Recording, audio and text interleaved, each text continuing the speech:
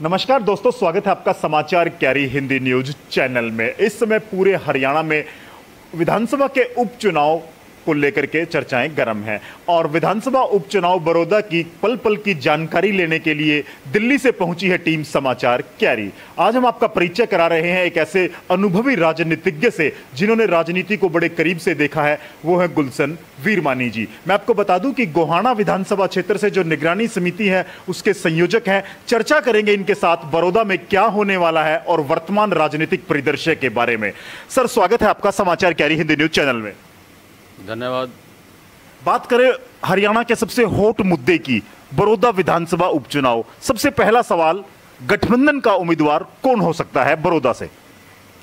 गठबंधन का उम्मीदवार भाजपा और जजपा के शीर्ष नेतृत्व आपस में बैठ के फैसला करेंगे 2-4 दिन में, तभी हम बता सकते हैं। इससे पहले नहीं बता सकते कौन होगा जी। वर्तमान में मैं राजनीतिक हालात की बात करूं, बड़ौदा जो सीट है वो भूपेंद्र सिंह हुड्डा या कांग्रेस कह सकते हैं, लगातार 3 योजना कांग्रेस का प्रत्याशी वहां से जीता है। उससे पहले इंडियन नेशनल लोकदल की झोली में वो सीट रही है। भाजपा और जजपा के गठबंधन के क्या दावे हैं कि वो इस बार इस सीट को जीत सकते हैं? एक तो भाजपा और जजपा सरकार में दोनों हैं और दोनों का जो साझा प्रत्याशी होगा गठबंधन का, चाहे वो किसी भी पार्टी का होगा,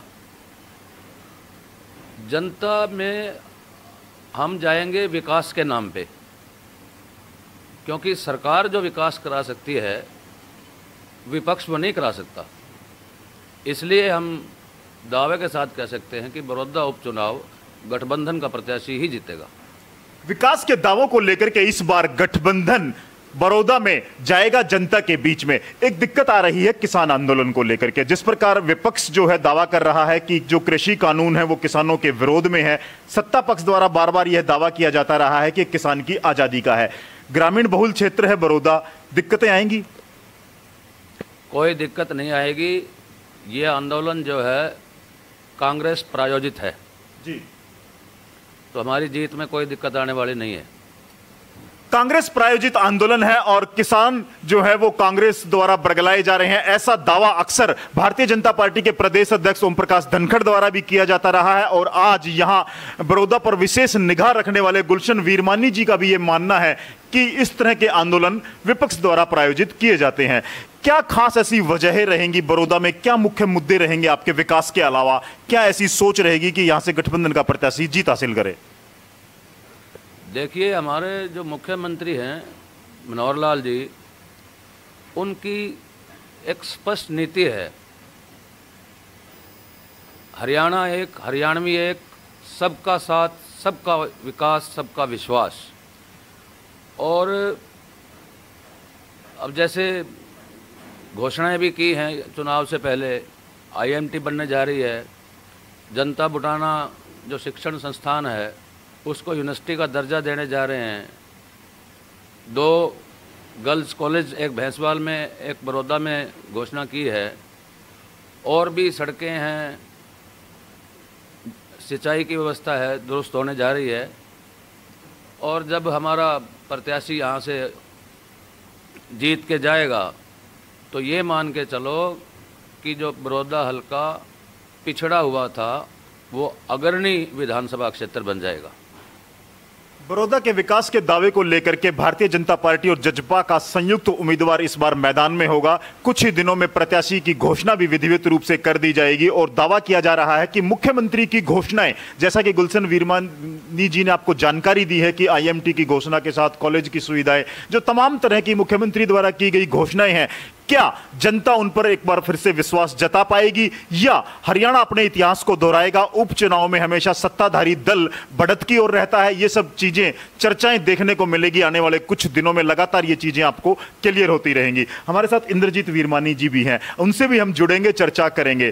क्या लगता है आपको, जिस तरह का माहौल है और जो वर्तमान परिदृश्य की मैं बात करूं, कितना मजबूत रहेगा गठबंधन का उम्मीदवार? मुकाबला किससे मान रहे हैं आप?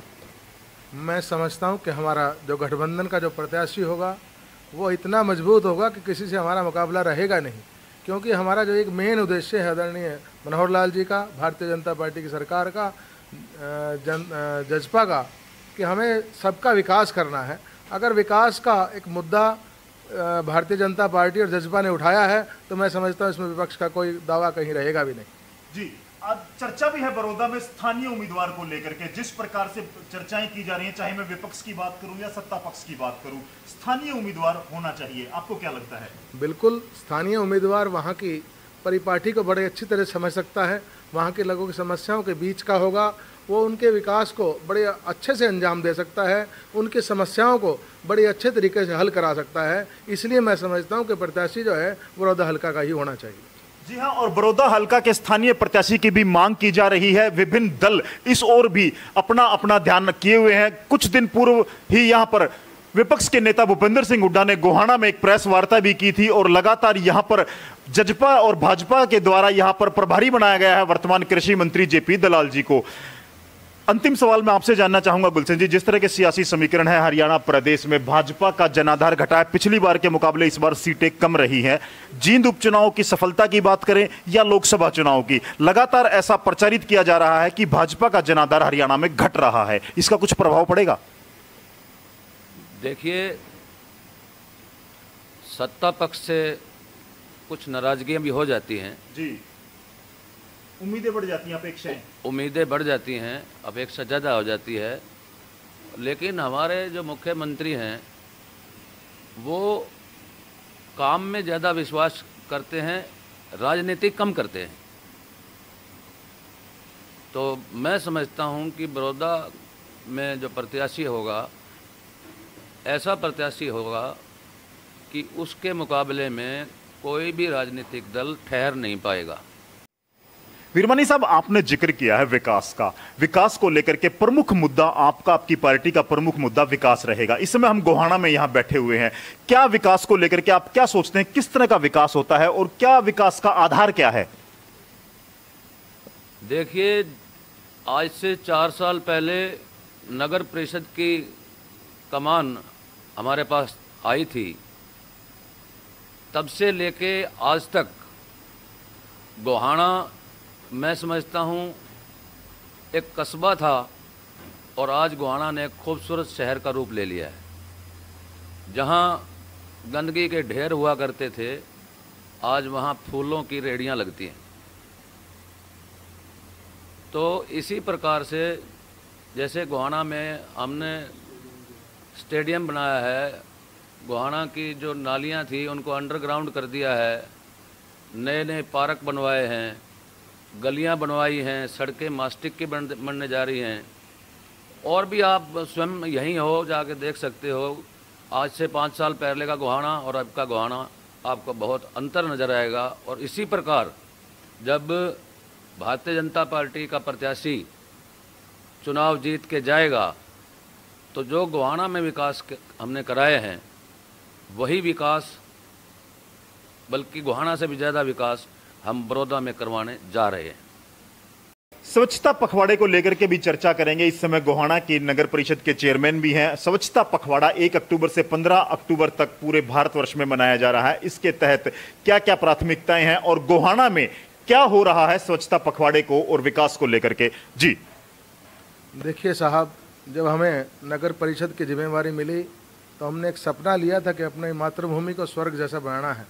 उसी प्रेरणा के अनुरूप, आदरणीय मोदी जी की प्रेरणा के अनुरूप, महात्मा गांधी की प्रेरणा के अनुरूप हमने उस सपने को साकार करने की कोशिश की है। जहाँ गोहाना गंदगी का एक घर था, आज हमारे सुंदर सुंदर पार्क बने हैं, नालियों को हमने अंडरग्राउंड कर दिया है।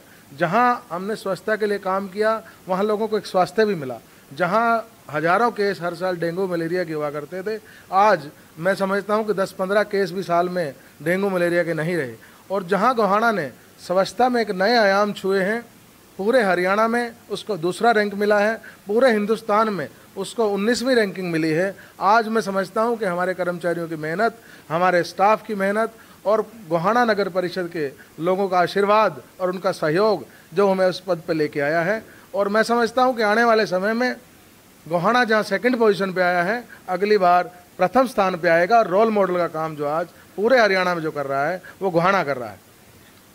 और आगे भी इसी योजना को हम आगे बढ़ाते हुए, जहां हम सफाई को दिन में पहले काम करते थे, आज रात को भी सफाई का काम जारी किया है, ताकि हम लोगों को ज़्यादा से ज़्यादा सुविधा दे सकें, एक अच्छे और सुंदर गोहाना का एक निर्माण कर सकें। की जानकारी, कौन प्रत्याशी होगा, किस पर दांव खेला जाएगा, क्या प्रमुख मुद्दे रहेंगे, हमने जानकारी हासिल की है गुलशन वीरमानी जी से, जिनका लंबा राजनीतिक अनुभव रहा है, और प्रत्याशी की घोषणा के बाद किस तरह के समीकरण बड़ौदा में बदलने वाले हैं, इसकी भी पल पल की जानकारी हम आपको देते रहेंगे। प्रत्याशियों की घोषणा के बाद मुद्दे और प्रत्याशी का चेहरा किस तरह से हावी हो पाता है मतदाता पर, और मतदाता का मन किस ओर है इस बार उपचुनाव को लेकर के, तमाम इन सारी जानकारियों के लिए जुड़े रहिए समाचार कैरी हिंदी न्यूज चैनल पर।